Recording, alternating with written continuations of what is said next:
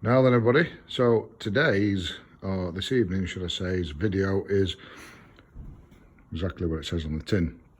It's a narrowboat back aft, it's the deck and the weed hatch fabrication. This is, as a lot of you will know, but there'll be some people watching this don't. Imagine if you're on the back of a narrowboat and you've got your tiller arm for steering.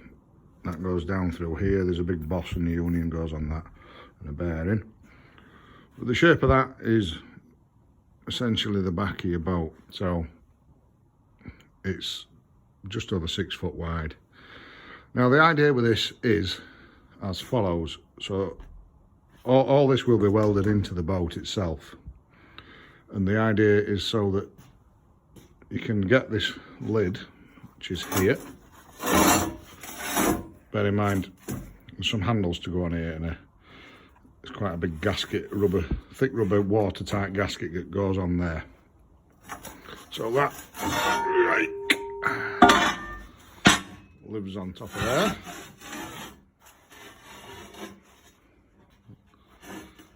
Like so.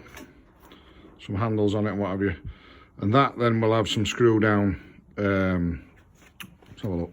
Let's see what I've got under here. Look. Something of this sort of calibre. I'll cut this up and that's the threaded portion there. I'll make a bar and stuff across there too.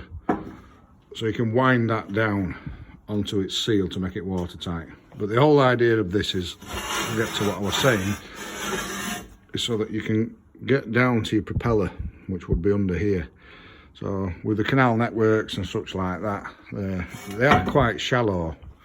Well, in majority of places are quite shallow, so hence the term weed hatch. You know, you pick weed up, old bits of rope and all sorts of stuff like that will get wrapped around your propeller on your boat. Now the only way you're going to get to that propeller is, well, one of two ways. The boat comes out at water, or you get in the water. And we live in England, and getting in the canals isn't much fun. It might be for 3 days a year when it's mega red hot. As you can see, all this is like rusted up because it got caught in a shower. So it's usually raining and chilly. So that's the idea with it. You can get to your propeller. If there's anything in there, you know, worst case scenario, you got your arm in, you can get in and cut off whatever's, you know, on your prop, weed or rope, whatever it may be. So that's what we're doing. Nailing all this up now, and then I'm going to fabricate some handles on here and some side pieces to allow me to. I ain't quite figured out exactly how I'm going to do it yet. I'm just sort of going as it, just winging it, and yeah. So you can wind that, some nuts on top of there, and wind that down onto its gasket to make it watertight. There's a baffle that goes in bottom of here as well. This will all be fully welded up. The main weld on here is going to be inside.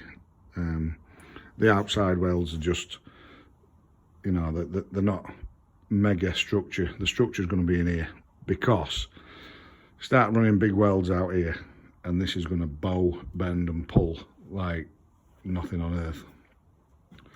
So once that's all, like, it's cool now, I've just been doing it in inch sections, you know, such like. If you know, you know. And then I'll nail it up on the inside of here with 3-phase gear. And that's it really. So yeah, something a little bit different. Makes a change from all the machinery work I've been doing recently. So yeah, I like a bit of this. And then clearly this has got to go to the marina, and somebody's got to weld it into the boat. And yeah, 50 pence for who guesses closest to that's going to be. But yeah, I don't mind it. I like it. I don't mind it. I don't like it when it's pissing down and freezing cold. But when it's all right, it's a good crack. And knocking about with people on marinas are always, it's always good fun. The nice charactered folk, and yeah. From here to London, all places I've been up marinas, you always bump into really good people. So that's it, tonight's job, and I'll update you when I've got my head around what I'm going to do with this. But I've got a bit of round bar gonna make some, get that in vice and make some handles for there, etc. And that's it. I shall see you on the next one.